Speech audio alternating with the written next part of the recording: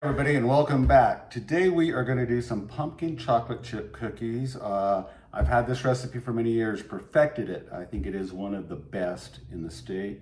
I did actually have a request for this, so that is why I'm doing this today. In my mixing bowl, I have got 2 cups of sugar, and then I'm going to add a cup of shortening, 2 eggs, and my vanilla extract. Hint for vanilla extract, just go buy you some cheap vodka or rum and then get some vanilla beans off Amazon. For that size bottle, that's a 750 milliliter of vodka, it doesn't matter, the cheapest you can find. Split the beans, get them on Amazon. You can buy about 10 of them, split them in, dump them in there, have them for about 2 weeks, or probably closer to 6 weeks, but just leave them in there. Go for it, and then you have lots of vanilla, lot cheaper that way than it is to go online. So let's go ahead and get started here. I'm gonna add the shortening to the sugar here, if I can get it out of the cup. And then I will put that in the Mix Master or the KitchenAid or whatever you have to mix your cookies up. Some people don't have these things. So I'm gonna go ahead and touch the bowl and the mixer and get that beating up and blended. While that's beating up and blended, let's see, we got a little issue here with the shortening. We need to chop that up a little bit more. While that's beating up, I'm gonna drop in my eggs. I highly recommend you cracking the eggs into a container first, just not right into the Mix Master. That way if you drop a shell in it, somebody's not getting the shell, but you know, surprise, surprise, we are not perfect. And we never will be perfect around here. So that will be maybe what I would consider the train wreck. Some people like to watch train wrecks. Hey, we're all human, and here's the train wreck. So here goes in about a tablespoon of vanilla. I'm heavy on my vanilla because it is cheaper to do it that way. The recipe actually calls for a teaspoon of vanilla. We're gonna get that beaten up. And then to kind of cut back on some of the noise here. In this bowl here, I have got 5 cups of flour, 2 teaspoons of cinnamon, a teaspoon of nutmeg. I like a nutmeg flavor, so that is a little bit heavy. If you want to cut back on that, that's fine also. I've got 2 teaspoons of baking powder, a teaspoon of salt, and a teaspoon of soda. I will also include this recipe in the description. Now, the last time I forgot, why don't you guys hit that like, subscribe, and the notifications, and that way you will get all this information when I add these too. I'm also going to add now my 1 large can of pumpkin puree. That's all said and done. Fairly easy and simple. I've also got my oven heating up to 300. I like to bake these cookies in particular a little hot, so they are at 370 on my oven.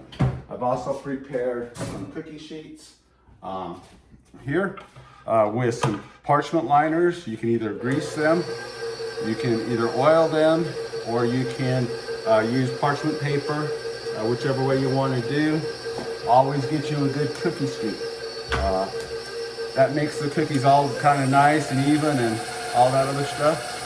So all them things are on Amazon, how you need to go about it, how you want to go about it, and everything else. So I'm gonna grab my spatula here and scrape down my sides of the bowl a little bit.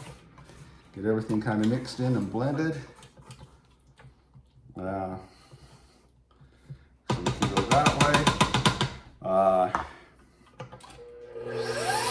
So anything you guys want to do, anything you let me know what you want to do, create, or anything like that, we can make this all work.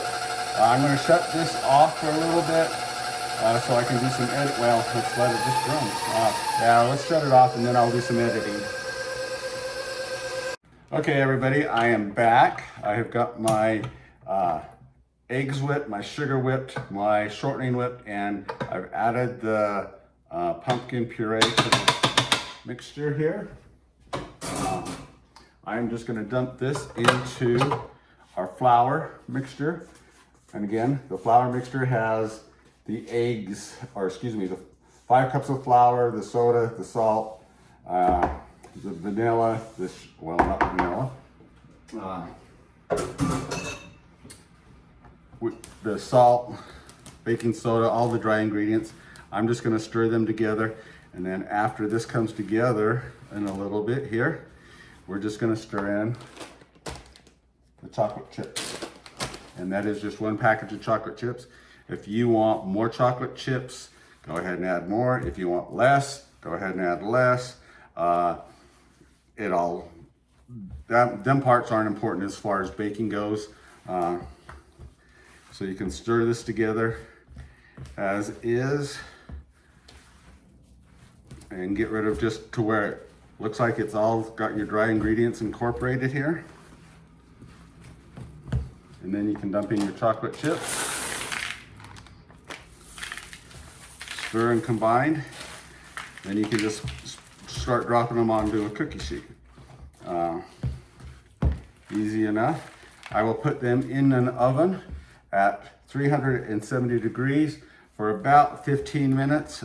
Keep an eye on them. You might want to rotate your cookies just a little bit depending on how well your oven works. So that's how easy this comes together. Quick and easy. I put a dozen. I've got half sheet cookie pan liners. You can get them at Costco. You can get them at anywhere nowadays. And I put about 12 of them on a pan. You can also, if you want at this stage, and again, depending on the size of cookie scoop you get, you can put these right into the freezer, freeze these as on the cookie sheet, and after they're frozen, put them in a Ziploc bag. Then you can always just pull, a dozen out or 1 or 2 out, however you want to do it, and bake them up nice and fresh. We're going to put these in the oven. And we're going to set the timer for 15 minutes. And then put them in a Ziploc, and you can either do them, but these cookies freeze extremely, extremely well. I usually make, this batch will make probably about 5 dozen cookies. You can always give them to family and friends. Just a shout out to one of them friends that suggested this. We will make arrangements to get cookies to you. Thank you so much, and we will bring you back with some finished cookies in a minute.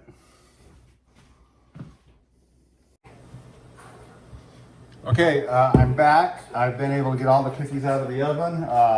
Well, they're still set in the oven, but it looks like I've got about 4 dozen cookies here. I like the parchment papers here because you can actually just pull the cookies off. No clean, no mess, and everything else, and then you can just pull them off the parchment papers and set them on your towel, eat and enjoy. This was the first batch that I stuck in the oven, and of course, they are really super good. Do not forget to like, subscribe, and get notifications. Again, any more hints on what you want to do, special cakes, I'm going to be working probably on a German chocolate cake here shortly, or even a carrot cake. Let's vote and see which ones you guys want to do on them. Thanks, bye.